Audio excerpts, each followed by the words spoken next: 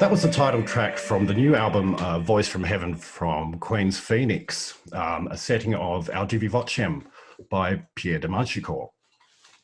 And I'm joined here today by two of the founding members of Queen's Phoenix, Brooke, Shelley and Andrew Fysh. Brooke from Sydney and Andrew in Canberra.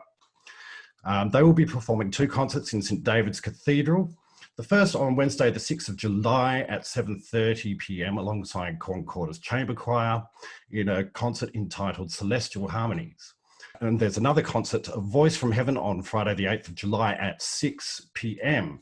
Now, I'd just like to point out that this is a double bill deal through the Festival of Voices. So those who purchase a ticket for the Wednesday night will be guaranteed the same seat for Friday. This is a fantastic deal for choral aficionados. Brooke, I'd like to start with you. If you'd like to tell us a little bit about the genesis of the group, how it started, and how you got your first recording off the ground. Okay, well, the group started for two reasons. First, I was inspired by Andrew's dedication, diligence, drive with editing and bringing to light all these wonderful works by Pierre de Manchicourt, who I'd never heard of before. And I thought, gosh, you know, he's put all this work into these scores. I'd love to hear them come to light performed. So there's that part of it. And the second part is it was all during lockdown, and there were so many of us were bereft of music and singing. So I thought I'll get a group of friends together, like-minded Renaissance music diehards, and get us together to record some of this music that Andrew had been editing. So what I then set about doing was to, well, get some funding for the recording, and I put in for a grant, and was surprised that I got it. It was from Create New South Wales, and as part of the grant, we're able to commission two new works. So I commissioned myself because it gave me an opportunity to write for my friends, and also David Drury, who I approached to ask to direct the group, because I had missed working with him as a conductor personally, and I thought this is an opportunity to bring him in and conduct a small group of singers, and also ask him to commission him to write a work as well. So both of the works that we wrote as part of the funding application for the recording are based on some music by Manchicourt. So and now this is going to be the first tour for the group? This will be the first live performances by the group. Fantastic. Both at St David's Cathedral. And there's a bit of a full circle there for you, Andrew. You were head chorister at the cathedral for quite a number of years. Yes, it is full circle. It was more than 40 years ago that I first joined the cathedral choir as a little boy. So it's great to be able to get back to where my musical journey started, and to perform this fabulous music in an appropriate venue in Hobart. Fantastic. And as Brooke was saying, you've spent countless hours researching and editing the music, not only for the CD, but for the upcoming concerts at St David's. Could you tell us a little bit about Manchicourt, who he was, and also about the other composers that you've programmed into the two concerts? Yeah, certainly. So Manchicourt was a Franco-Flemish composer in the first half, or predominantly the first half of the 16th century. So that whole region of the Low Countries around northern France and Belgium, bits of northwestern Germany and the Netherlands as well, an area about the size of Tasmania, in fact, was an extraordinarily rich place for musical composition back in the Renaissance. And he, like many of his contemporaries, was recruited by the the ruling house, the Habsburg house. So the Netherlands in those days was part of the Spanish Empire. So he was recruited to run the what was called the Flemish Chapel, or the Capella Flamenca, inside the royal court of Philip II, who was the king at the time.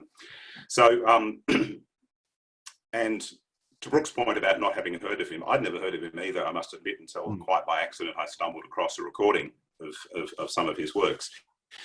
For many years I'd been singing music of his contemporaries, like Nicholas Gombert in particular, with Ensemble Gombert in Melbourne under the direction of John O'Donnell since the late 1980s, early 90s. But he was a composer who I hadn't heard of. And so I set about delving a bit further into his music and starting to do modern performing editions, because there weren't many available at the time. It's interesting, his music pretty much, while he was highly regarded in his day by his contemporaries and by the writings that we have from the period, his music and a lot of the music of his contemporaries, including Nicholas Gombert, pretty much went out of fashion very quickly after their death. So the Council of Trent met in the 1560s and decided that all of this florid music with lots of long melismatic lines was not the way to go. They wanted music that favoured clarity of words. Yep. And so the later generation of Renaissance composers like Palestrina and Lassus and Victoria were very much in that genre. And it wasn't, and pretty much by the beginning of the 17th century, most of the music of that previous generation had been consigned to history until pretty much this century. Fantastic. So that's all very interesting for choral nerds like yourself and myself and Brooke. But for someone who hasn't had experience or really heard of Renaissance polyphony, what would you say would draw them or want to come to concerts during this music? Is there anything that would be a potential sort of draw card that would make them want to come? Good question. The thing that I'm already sold on it, so I'm probably the wrong person to ask. But the thing that I find amazing about that music is you've got 4 or more parts, and some of the music we'll be singing will be in 8 parts.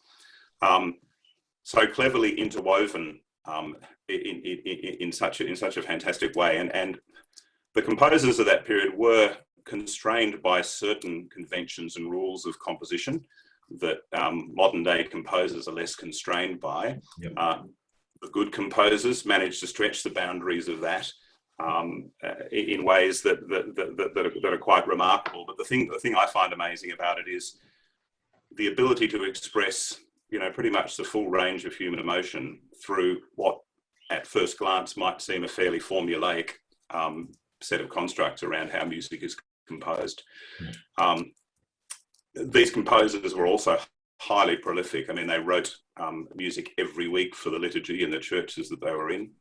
But it's, and the thing that's always attracted me about Renaissance polyphony is the ability to hear human voices interacting unaccompanied.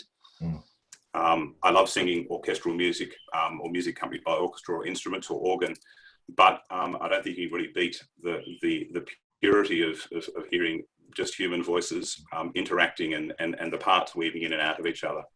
What do you think, Brooke? Spot on, absolutely. Definitely agree. Actually, I can't top that answer. Actually. That's good. So there are actually 2 new pieces that are going to be featuring in the Wednesday evening performance. One written by yourself, Brooke, and the other by David Drury. So both of you have based your compositions on works by Pierre de Manchicourt. Do you find the compositional process easier having to work with an already written piece of music to base your compositions on, or do you feel a bit of pressure having to live up to a standard set by that composer?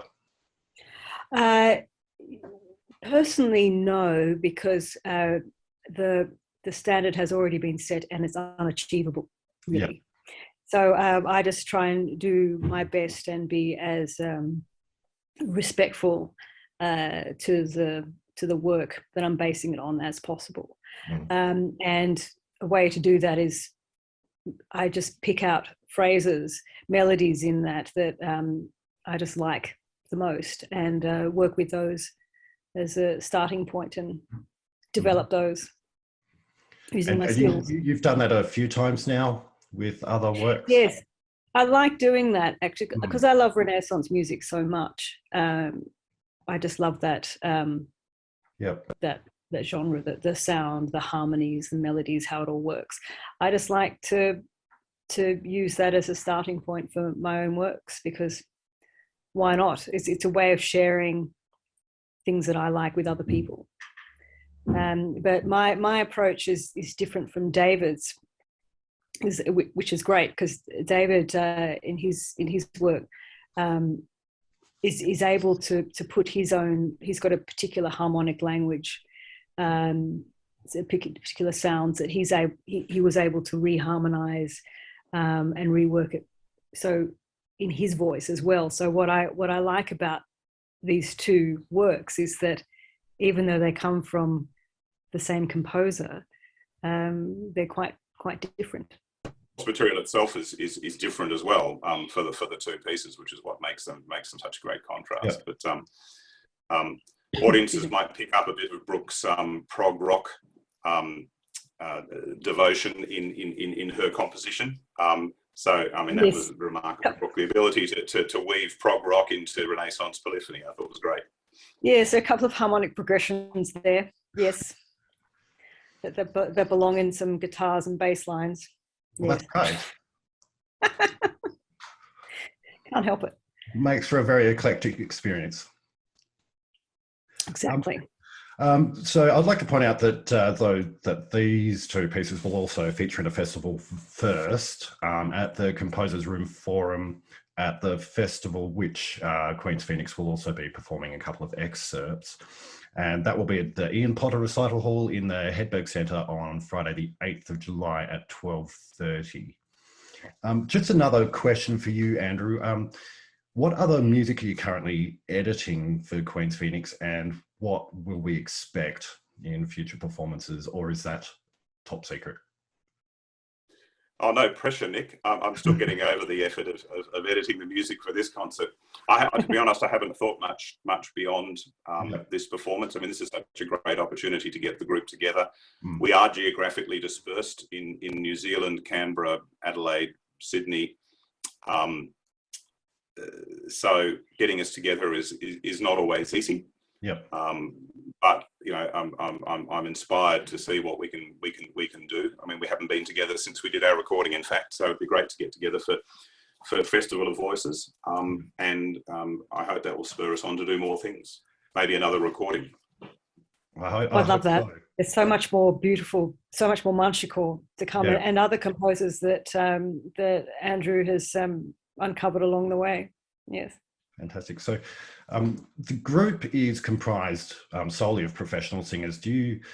Each of you find kind of a pressure when you're working with a group of professionals to sort of perform your best, or is it a bit like sort of driving a luxury car? You just sort of put it into gear and it's smooth sailing? I would like to think it's the latter.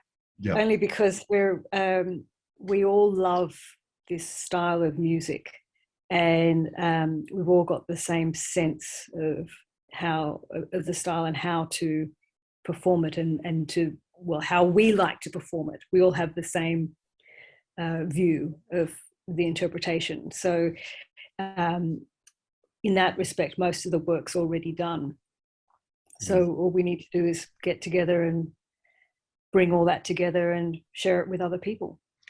Andrew was saying that you haven't performed since the recording. Do you think it's going to be difficult for you to sort of dust off the cobwebs and sort of get singing together again, or is it going to be we're together and it's just going to happen? I think it'll happen. Yeah. We haven't, while this particular collection of 8 of us haven't sung together for a while. I mean, we've sung with each other at various points. We've sung with each other many times, not just in the recording last year. So I think, you know, we know how we work together. And as Brooke said, we know what we want out of the music, and that's really 80% of the challenge most times. And I guess that would be easier for you to sort of find that blend, sort of stepping in and finding the blend. Yeah, absolutely. I mean, it can take, you know, with a new group and with a group of people who aren't familiar with singing with each other and perhaps aren't familiar with singing this sort of music, it can take a lot of effort. But I'd like that we've you know, we'll hit the ground running in the lead up to the concert. Fantastic. Well, we're all very much looking forward to the 2 concerts. So Wednesday, the 6th of July at 7:30, Friday, the 8th of July at 6 p.m, both at St. David's Cathedral. As I said before, it's a double bill performance. So you're guaranteed a seat, the same seat, if you purchase tickets for the Wednesday night concert. And for more information about Queen's Phoenix, visit festivalvoices.com. And for more information about their recording, there will be a link provided either above or below this video. Thank you so much, both of you, for joining me today. So pack your winter woolies, and we'll see you soon. We'll see you soon, yes. Looking forward to it. Thank you, Nick. Can't wait. Looking forward to it. Can't wait. Okay, thanks, guys.